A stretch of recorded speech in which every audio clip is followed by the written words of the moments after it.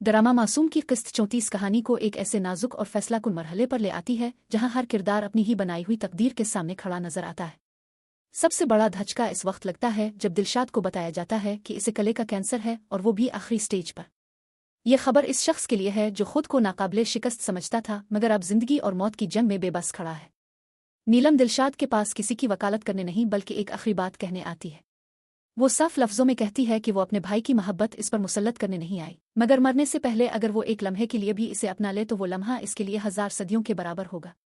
दिलशाद अपनी मोहब्बत का दावा दोहराता है और कहता है कि इसने नीलम को पा लिया है, मगर नीलम उसके गुरूर को तोड़ते हुए कहती है कि मोहब्बत सिर्फ पाने का नाम नहीं, मोहब्बत निभाने का नाम है। वो इसे समझाती है कि जिद से हासिल की गई चीज़ मोहब्बत नहीं रहती बल्कि वक्त के साथ नफरत में बदल जाती है।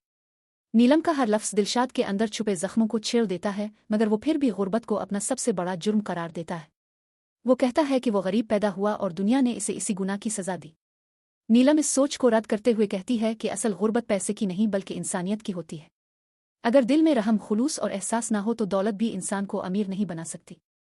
इसी लम्हे वो असल मकसद बयान करती है और दिलशाद से कहती है कि विजदान की प्रॉपर्टी इसे वापस कर दे, क्योंकि वो नहीं चाहती कि इसकी वजह से विजदान को मजीद अजियत हो।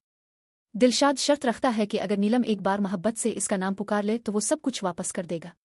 मगर नीलम सख्ती से कहती है कि ये आग भी इसी ने लगाई है और इसे ही बुझानी होगी, वरना वो खुद इसी आग में जल जाएगा। वो एतराफ़ करती है कि शायद यहाँ आना उसकी सबसे बड़ी गलती थी।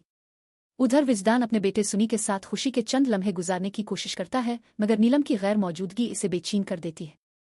इसी कमजोरी का फ़ायदा उठाते हुए आती है और इसे वीडियो दिखाती है जिसमें नीलम दिलशाद के घर नजर आती है।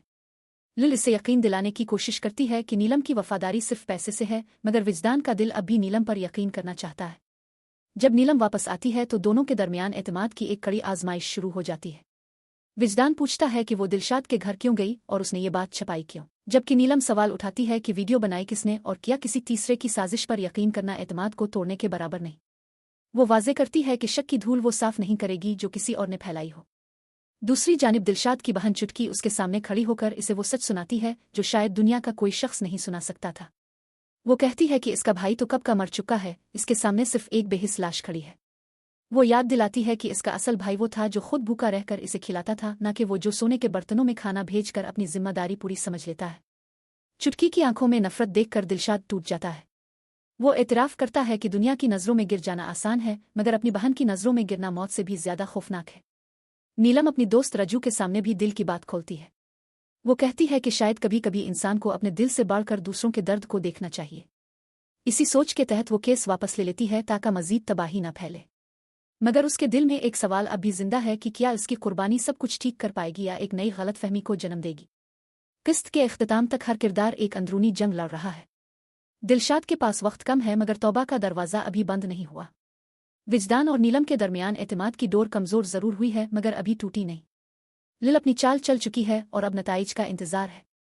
पस मंज़र में गूंजता हुआ जोगिनिया जोगिनिया बन गई इश्क तेरे इस बात की याद दहानी कराता है कि इश्क इंसान को आ तो बुलंद मकाम देता है या मुकम्मल तौर पर जलाकर राख कर देता है। अब फैसला किरदारों के हाथ में है कि वो अपनी अना को बचाते हैं या अपने रिश्तों को।